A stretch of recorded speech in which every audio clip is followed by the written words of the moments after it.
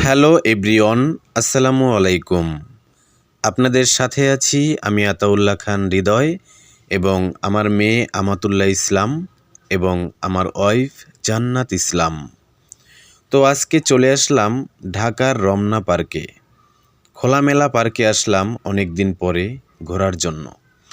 দেখতেই পাচ্ছেন আমরা এই মুহূর্তে দাঁড়িয়ে আছি রমনা পার্কের সবচেয়ে ভাইরাল একটি স্পট কাঠের ব্রিজের উপরে। এখানে এত সুন্দর ওয়েদারটা এবং এত সুন্দর জায়গাটা আমাদের অনেক ভালো লাগতেছে। তার জন্য এখানে দাঁড়িয়ে কিছুটা নিঃশ্বাস নিচ্ছি খোলা আকাশের নিচে এবং কি সুন্দর বাতাস। দর্শক, এখানে এসে আমাদের এত ভালো লাগতেছে যেটা বলে বোঝাতে পারবো না। দেখতে পাচ্ছেন কত সুন্দর একটি পুকুর, বিশাল বড়, খালের মতো, কিছুটা নদীর মতোই অনেক বড়। তো আমার মেয়ে আমাতুল্লাহ ইসলামের সাথে আমি খেলাধুলা করতেছি, দৌড়াচ্ছি।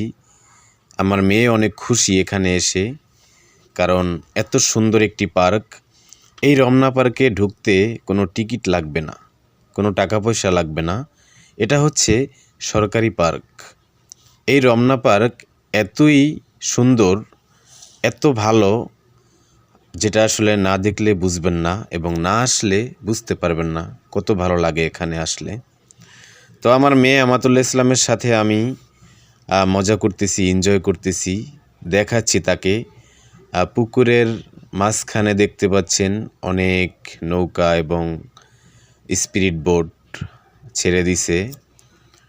ঘন্টা হিসাবে টাকা নেয়, সবাই আর কি চালায় এখানে মজা করে, এনজয় করে।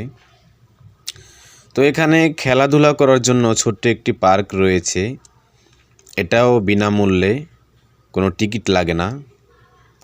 বিনামূল্যে এখানে খেলাধুলা করতে পারে বাচ্চারা। তো এই জায়গাটা হচ্ছে এতই ভাইরাল, এই কাঠের ব্রিজটা, শুক্রবার হলে এখানে দাঁড়ানোর জায়গা পায় না মানুষ। তো দেখতে পাচ্ছেন এখানে ডিএসএলআর ক্যামেরা নিয়ে অনেকজনই ছবি তুলতেছে। ডিএসএলআর ক্যামেরা নিয়ে অনেকজনই ব্যবসা করতেছে, সবাইকে ছবি তুলে দিচ্ছে, 10 টাকা করে নিচ্ছে আর কি। তো এই ব্রিজটা আগে ছিল না, এই কাঠের ব্রিজটা ইদানিং হয়েছে।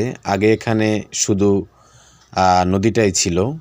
তো কাঠের ব্রিজটা হওয়ার পরে এখানে অনেক মানুষজন আসে ঘোরার জন্য, এনজয় করার জন্য, কারণ এটা কাঠের ব্রিজ হওয়ার পরের থেকে এই রমনা পার্কটা আগের থেকে অনেক সুন্দর হয়েছে, আপডেট হয়েছে।